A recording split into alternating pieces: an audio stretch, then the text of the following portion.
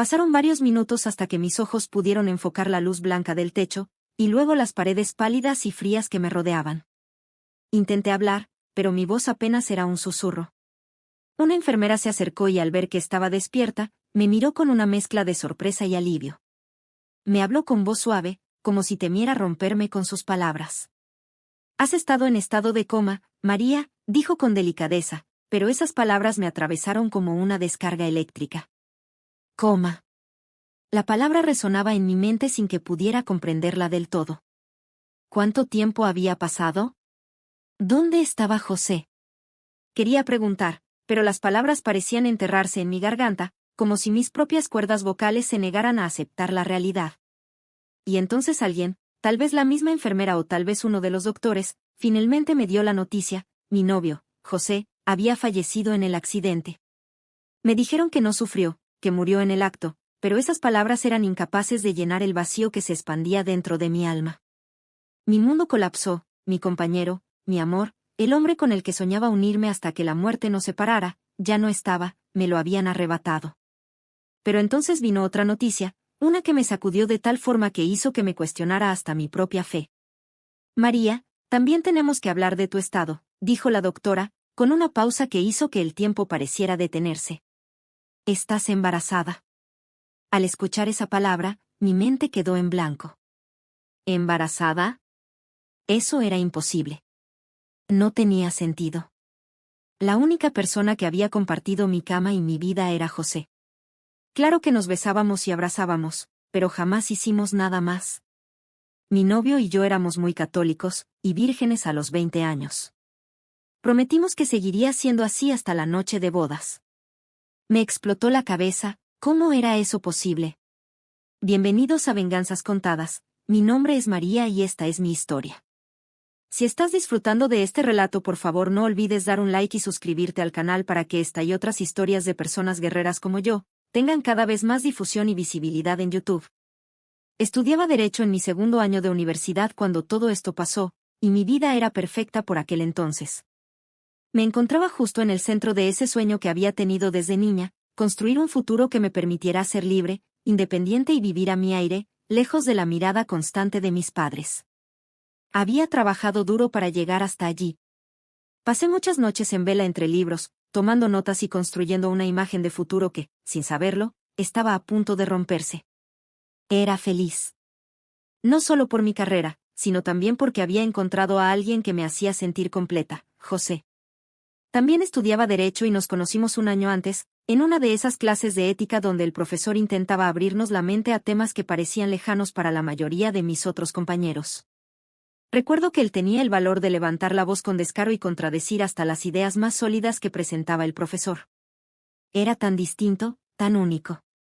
Su inteligencia me cautivó desde el primer momento y, antes de que pudiera darme cuenta, ya estaba riendo con él, compartiendo historias, sueños y, finalmente, una vida. José y yo éramos muy diferentes al resto de estudiantes.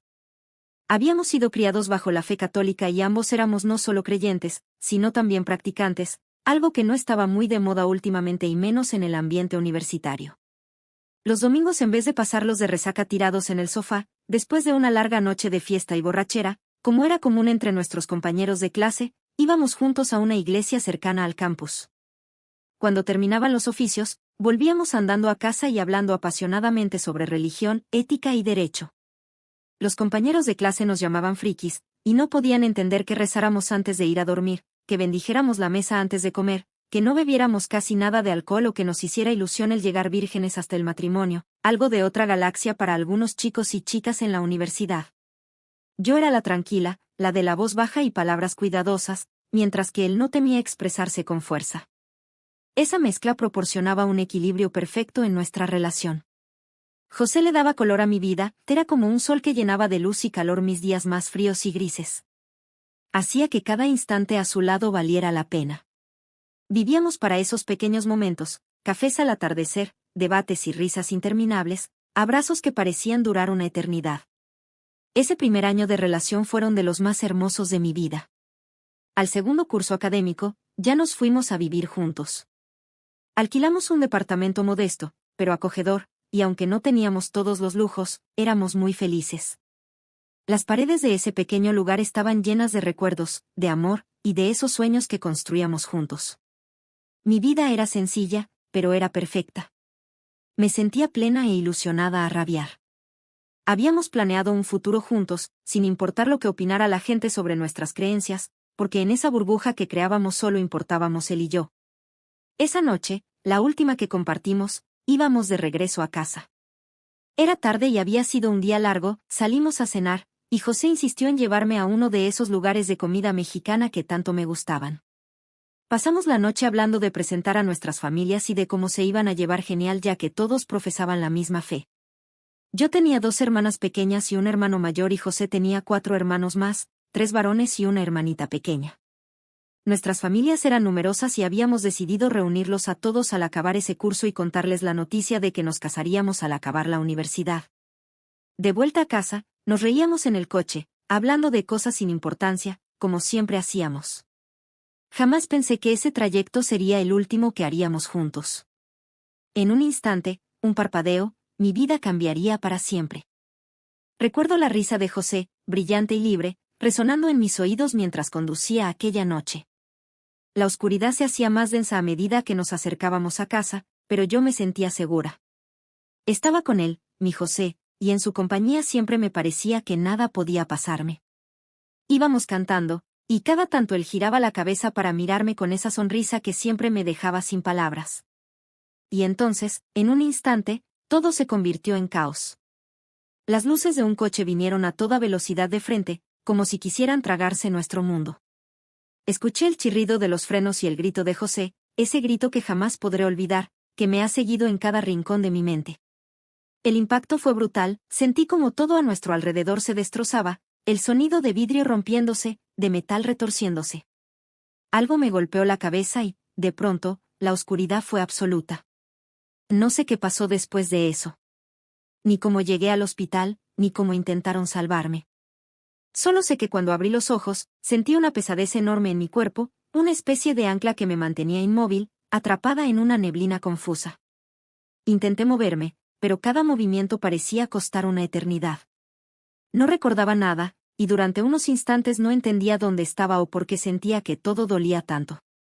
Pasaron varios minutos hasta que mis ojos pudieron enfocar la luz blanca del techo, y luego las paredes pálidas y frías que me rodeaban. Intenté hablar, pero mi voz apenas era un susurro.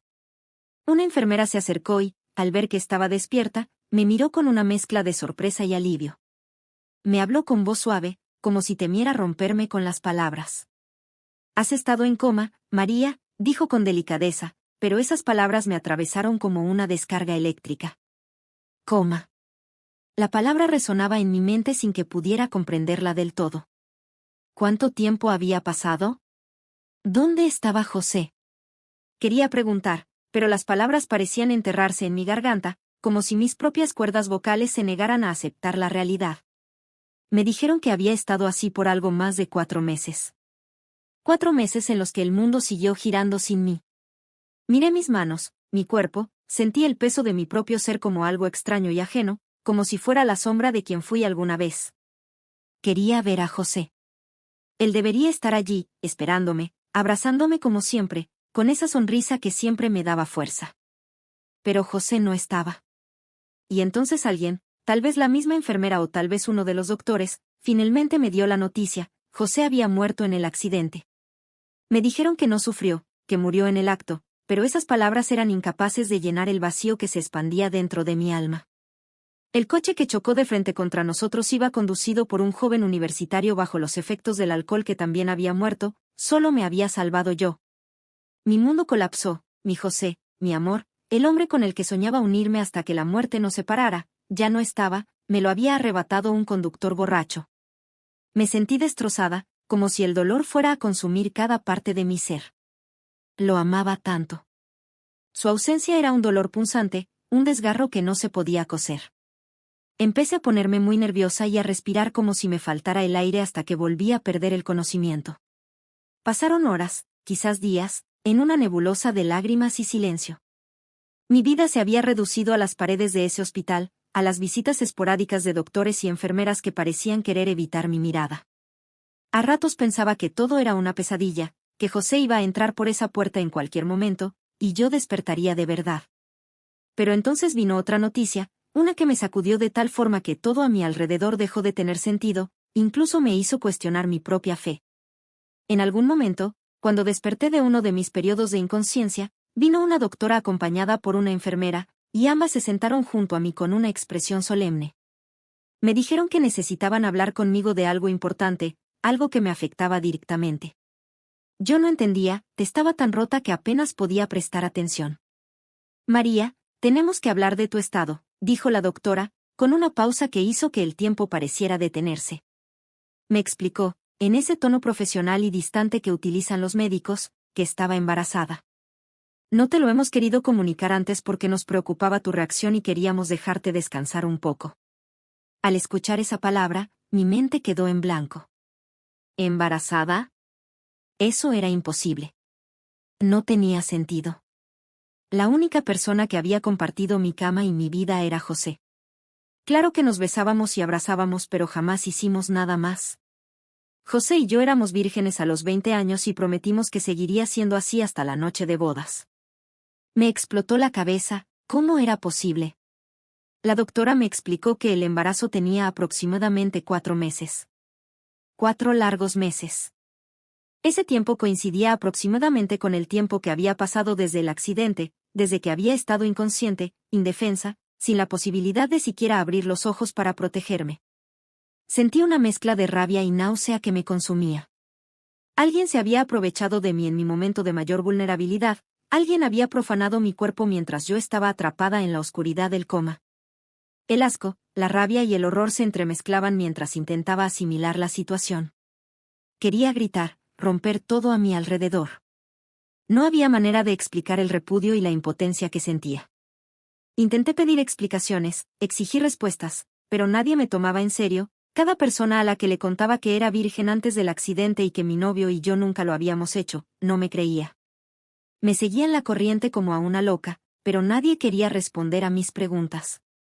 Era como si todos supieran, como si todos tuvieran una teoría de lo que había ocurrido, pero nadie quisiera admitirlo. Y, como si todo eso no fuera suficiente, la doctora me informó de que ya no era posible interrumpir el embarazo a esas alturas. La criatura dentro de mí ya estaba demasiado desarrollada, demasiado crecida para que pudiera tomar esa decisión. Aunque debido a mis principios católicos no lo hubiera hecho, habría estado bien al menos tener esa opción. Mi propia vida me parecía una broma macabra. Yo, que siempre había sido una persona de fe, me encontraba de repente en esa situación diabólica. La muerte de José y ese embarazo eran la prueba viviente de un castigo divino, una enorme prueba de fe que el Señor había puesto en mi camino.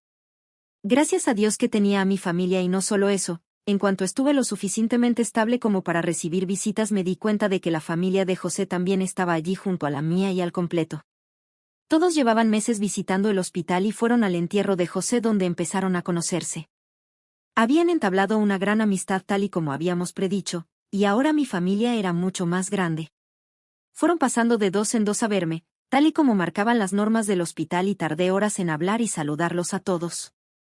Cuando les conté lo sucedido, todos ellos sin excepción creyeron mi historia y cerraron filas en torno a mí. En aquel momento no tenía opción. Estaba atada a un pasado que ni siquiera recordaba y a un futuro incierto. Mi cuerpo ya no era mío, pero algo dentro de mí comenzó a despertar gracias al apoyo incondicional de la familia. Esa rabia acumulada, esa sensación de haber sido reducida a nada, empezó a transformarse en una fuerza que nunca había sentido antes. Lo primero que hicimos tras recuperarme y que me dieran el alta en el hospital, fue ir a la policía, obvio. Aunque todavía me encontraba débil y vulnerable tras haber despertado del coma, la rabia y la necesidad de justicia me empujaron. No podía soportar la idea de que alguien hubiera destrozado mi vida de esta forma sin que hubiera consecuencias. Entré a la comisaría, decidida a que me escucharan, a que investigaran lo que había ocurrido. Sabía que las probabilidades de encontrar al responsable no serían muchas, pero una parte de mí confiaba en que las autoridades entenderían la gravedad de la situación y me apoyarían. Me llevaron a una sala donde un oficial con expresión cansada escuchaba, casi de mala gana, mi historia. Intenté contener el temblor en mi voz, intenté sonar firme y clara.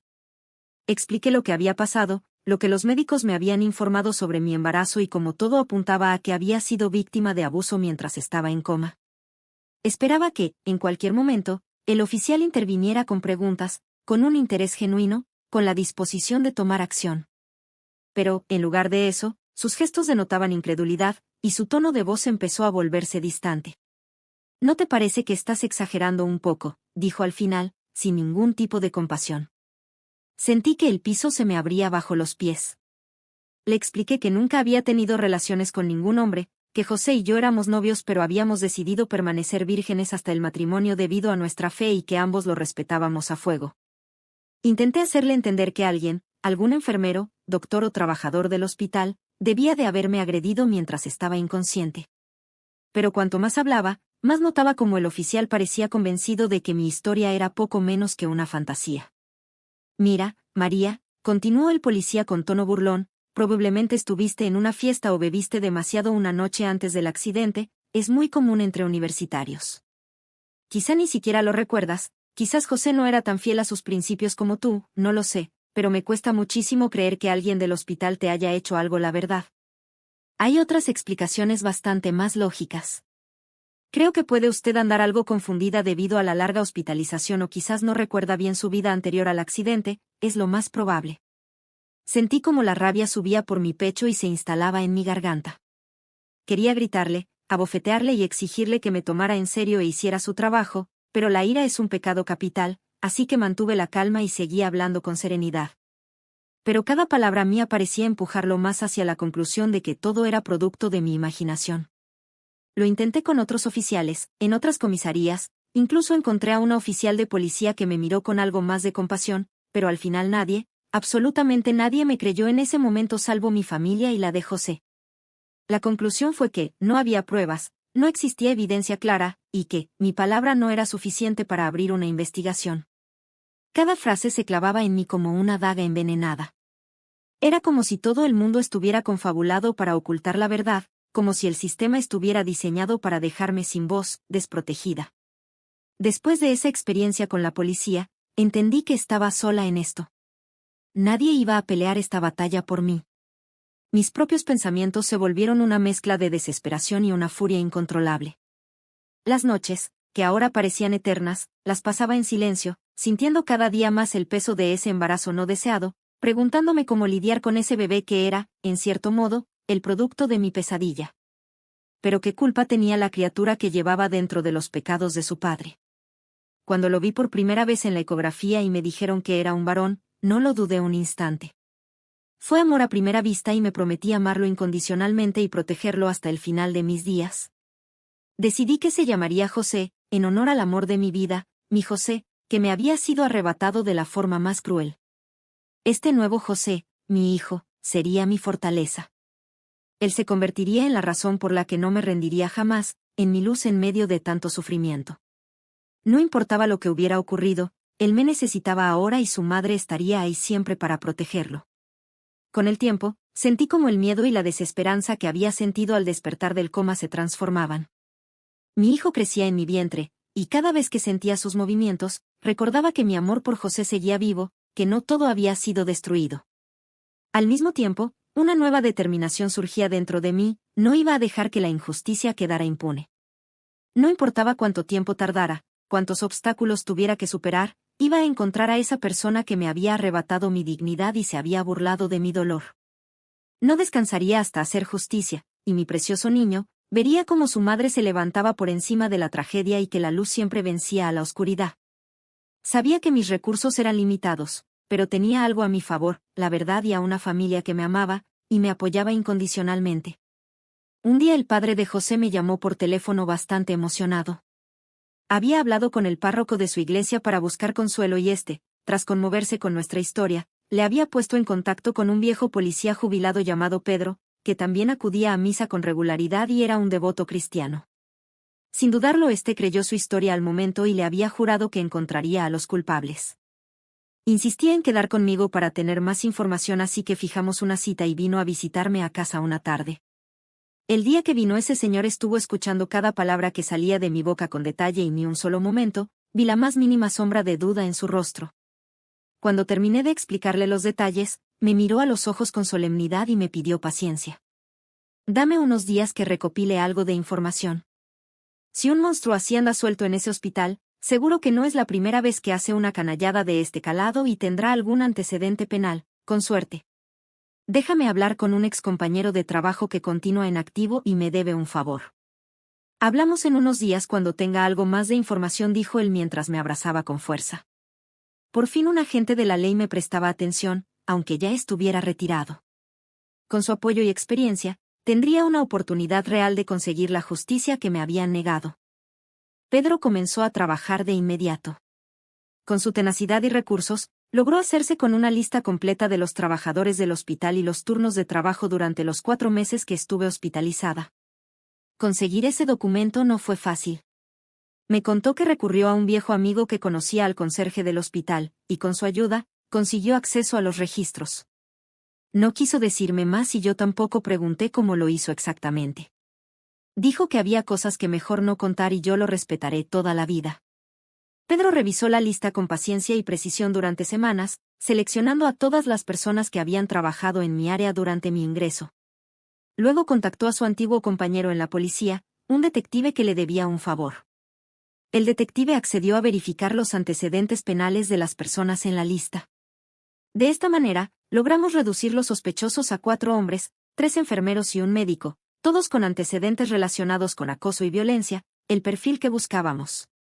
Con esos nombres en la mano, Pedro me propuso un plan de película: conseguir muestras de ADN de los 4 hombres sin que ellos lo supieran. Sabíamos que enfrentábamos un gran riesgo, pero también que esa era la única forma de obtener pruebas definitivas de lo que había sucedido. Pedro explicó cómo lo haríamos. Iría al comedor del hospital a diario, fingiendo estar visitando a un pariente ingresado. Con las fotos de los sospechosos en su poder, esperaría pacientemente a que bajaran a comer durante sus turnos. En cuanto identificara a alguno de ellos, aprovecharía cualquier descuido para recoger un vaso, una servilleta, un cubierto o cualquier objeto que pudiera contener rastros de ADN, antes de que estos acabaran en la basura. Una vez tuviéramos las muestras de los 4 hombres, haríamos una prueba de paternidad comparándolas con el ADN del bebé que llevaba dentro. Será un trabajo lento y tedioso, me advirtió.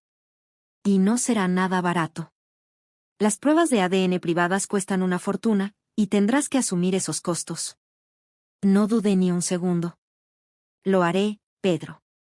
Ya encontraré la forma de reunir el dinero, tú consigue las muestras. Mientras Pedro comenzaba su misión, yo me encargué de hablar con mi familia y la de José al completo. Una tarde reuní a todos en mi casa, mis padres, mis hermanos, los padres de José y sus hijos. Con lágrimas en los ojos, les expliqué el plan que teníamos. Les hablé del sacrificio que requería, del dinero necesario y de lo importante que era para mí descubrir la verdad y conseguir justicia. Mi voz temblaba al final de mi relato, me daba mucha vergüenza pedirles dinero. Pero no estaba sola. Mi madre fue la primera en levantarse y abrazarme. Cuenta con nosotros, hija. Estamos contigo a muerte en esto, y uno por uno, todos se fueron acercando y me dieron su apoyo incondicional. Lloramos juntos, y por primera vez desde la muerte de José, sentí que tenía una verdadera red de protección a mi alrededor. Mientras yo conseguía el dinero con la ayuda de mi familia, Pedro se dedicó a su tarea sin descanso. Durante días esperó pacientemente en el comedor del hospital. En un descuido, recogió un vaso de café que el médico había usado. Otra tarde, tomó una servilleta que uno de los enfermeros, que estaba resfriado ese día, dejó en la mesa con mocos. Una a una, logró recolectar las muestras de los 4 sospechosos, siempre cuidando de no levantar sospechas. Pedro era un viejo lince curtido en 1000 batallas y consiguió todas las muestras en menos de un mes. Cada vez que una muestra caía en su poder, rápidamente mandábamos realizar las pruebas de ADN en un laboratorio privado. También extrajimos sangre de mi bebé que ahora tenía 8 meses, para comparar las muestras. La espera fue interminable, cada día un suplicio de nervios y anticipación. Finalmente, todos los resultados llegaron juntos. La verdad estaba allí, clara y rotunda. Claudio, uno de los enfermeros, era el padre del bebé que llevaba en mi vientre. Esa prueba irrefutable era todo lo que necesitábamos. Era la confirmación definitiva de que me había quedado embarazada durante mi hospitalización. No había sido tampoco mi amado José, sino Claudio el que había aprovechado mi vulnerabilidad para cometer ese acto tan despreciable y diabólico. Pedro y yo llevamos las pruebas a la policía, presentándolas como evidencias para un caso sólido. Gracias a su experiencia y contactos, Pedro se aseguró de que el caso fuera tomado con seriedad. El oficial que nos atendió, nos advirtió que nuestras pruebas habían sido obtenidas de forma irregular y que no serían tenidas en cuenta en un juicio. Por un momento creímos que todo el esfuerzo había sido para nada, pero entonces el policía dijo. Pero sin embargo, debido a la contundencia de las evidencias y a la confianza y el respeto que le tenemos al señor Pedro, vamos a hacer una cosa.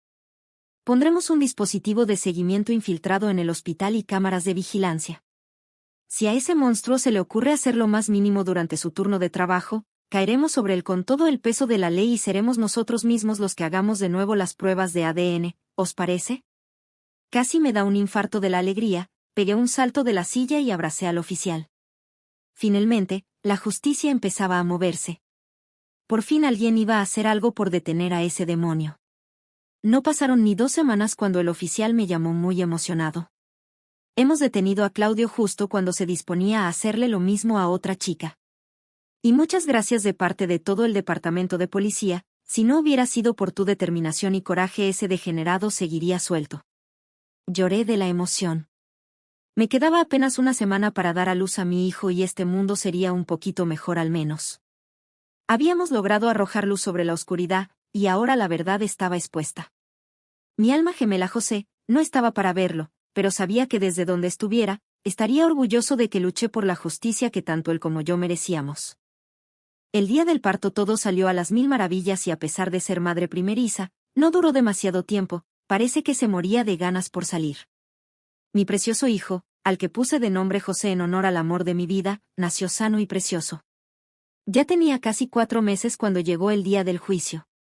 La sala estaba abarrotada de personas, reporteros y familiares de otras víctimas que habían surgido al destaparse la noticia y que habían acudido para presenciar cómo se hacía justicia. Cuando el juez entró en la sala, la tensión era palpable. Claudio Morales estaba en el banquillo, esposado, y su expresión había pasado de la seguridad arrogante a un desconcierto absoluto. Ahora que todo estaba a la vista, no le quedaban excusas. La fiscalía presentó las numerosas pruebas que había recopilado la policía, y los testimonios de otras víctimas y testigos. Durante el proceso, más mujeres hablaron de sus propios casos y de la impotencia de no haber sido escuchadas antes. Era desgarrador ver cómo la lista crecía con cada testimonio, mujeres que, como yo, habían despertado para descubrir que habían sido víctimas de aquel hombre. Claudio intentó defenderse, negando los cargos y argumentando que todo era una confusión o un montaje, pero las pruebas eran contundentes y había sido detenido además, con las manos en la masa, así que ¿qué podía decir él? Finalmente, el juez emitió su veredicto, Claudio Morales fue condenado a 30 años de prisión, sin posibilidad de reducción de pena. Su sentencia fue recibida con una mezcla de alivio y satisfacción por todas aquellas que habíamos sufrido por su culpa y la sala estalló en aplausos. Al escuchar el veredicto, sentí una calma que no había experimentado en mucho tiempo, esa angustia permanente comenzó a disiparse y, en su lugar, una sensación de justicia y paz tomó su lugar. Finalmente, pude concentrarme solo en mi nuevo bebé. Sostener a José en mis brazos fue como abrazar una nueva oportunidad, una nueva razón para seguir adelante. Su sonrisa, tan pura y llena de vida, iluminaba cualquier oscuridad que aún quedara en mi corazón. Cada día que pasaba a su lado me devolvía la fe en la vida y en mí misma. Mi hijo era mi motor, mi inspiración, y al verlo crecer, supe que jamás volvería a dejar que alguien me arrebatara lo que amaba. Hoy, miro hacia atrás y reflexiono sobre todo lo que atravesé. La ira, el dolor y la pérdida casi acabaron conmigo, pero también me enseñaron una lección invaluable sobre mi verdadera fortaleza. Pude superar el abuso, la indiferencia y la injusticia. Aprendí que no importa cuán oscura parezca la noche, siempre hay luz de la que agarrarse, siempre hay una forma de sanar y reconstruirse. A veces, el proceso es largo y doloroso, pero las heridas sanan y, al final, solo queda una cicatriz, una marca que nos recuerda lo mucho que hemos luchado, y lo lejos que hemos llegado. Con mi hijo José a mi lado, siento que mi vida se ha llenado de amor y propósito nuevamente. Él es mi victoria más grande, mi venganza definitiva, y un recordatorio de que, a pesar de todo el dolor, he ganado.